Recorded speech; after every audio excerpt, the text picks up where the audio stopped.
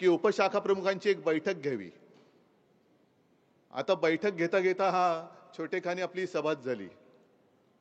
अजूनही गटप्रमुखांचा मेळावा बाकी आहे।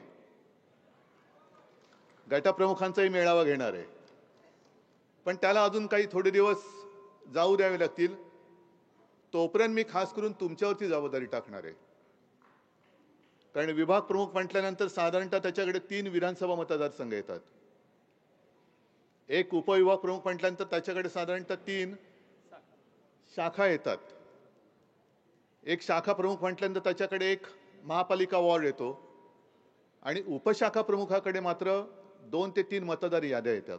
बरोबर आहे? मग आता आदित्यने जे काही तुम्हाला दाखवलं हे काम वर्डीतलं आत्तापर्यंत त्यांनी गेल्या काही दिवसात केलेलं दाखवलं। अजून खोलवर जायचंय आपल्याला। तर अख्खी मुंबईच नव्हे तर अख्ख्या महाराष्ट्रामध्ये हे काम करायचे आणि त्याची सुरुवात मुंबईपासून करायची, कारण मुंबईवरती कोणाचा डोळा तुम्हाला माहिती आहे, खास करून 2 व्यापाऱ्यांचा।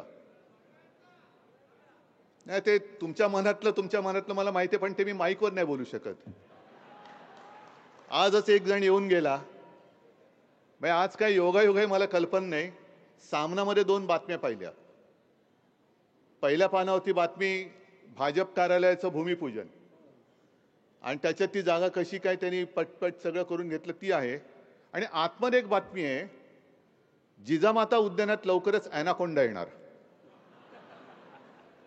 आता आपण पेंग्विन आणले त्याच्यामुळे लाखो पर्यटक तिकडे वाढले, नक्कीच मला त्याचा अभिमान आहे।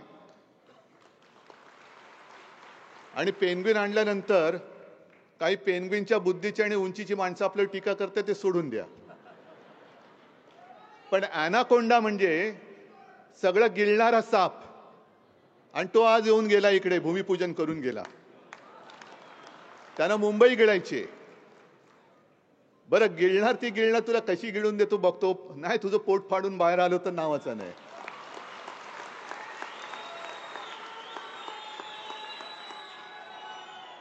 बरं भूमिपूजन करायला आलायस ना, कर ना, फोड ना नारळ, डोक्यावर फोड नाही तर दगडावर फोड, एकच आहे।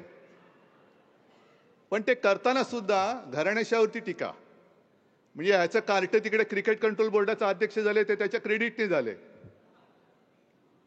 मेरिटने झाले। आणि घराणेशाही कोणाची? ठाकरेंची। अरे उभा राहून दाखवू समोर। आणि मग त्या अब्दालीला मला सांगायचंय, आम्ही आमच्या आई वडिलांचे ऋण मानणारे घराणेशाहीचे म्हणा किंवा घराण्याच्या परंपरेचे पाईक आहोत, वारसदार आहोत। आता संजय राऊत म्हणाले ना तशी तुमची ब्रह्मचार्याची पिलावळ आमची घराणेशाही नाहीये। तुमची ब्रह्मचार्याची पिलावळ आहे। एकेका ब्रह्मचार्याला 40-40 पोरं झाली कशी? आणि मग ब्रह्मचार्याला जर का 40 पोरं होत असतील तर मला ते तुकाराम महाराजांचा अभंग आठवला, आणि तीच परिस्थिती भाजपची झाली। गाढवही गेले आणि ब्रह्मचर्यही गेलं। आता तो अभंग जाऊन जसं मी दसऱ्याच्या मेळाव्यात तुम्हाला सांगितलं होतं संदर्भ, तसा ह्याचा संदर्भ तुम्ही मुद्दामून शोधा। तुकाराम महाराज असं का म्हणाले? हा अभंग आहे, गाढवही गेले आणि ब्रह्मचर्यही गेले। तसाच भाजपची परिस्थिती आहे, गाढवही गेले आणि ब्रह्मचर्य। त्याचा अर्थ नाही मी आता सांगत।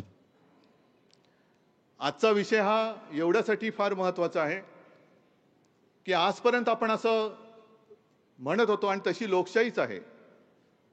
शिवसेना प्रमुख जे आपल्याला सांगायचे की आपल्यात ती एक जी म्हण आहे, यथा राजा तथा प्रजा, म्हणजे जसा राजा असतो तशी प्रजा असते। लोकशाहीमध्ये काय झालं? यथा प्रजा तथा राजा, कारण लोक हे राजा निवडत असतात। म्हणजे लोकशाहीमध्ये साधारणतः मतदार सरकार निवडतात। आत्ताची परिस्थिती अशी की सरकार मतदार निवडायला लागलेलं आहे, म्हणजे सरकार ठरवणार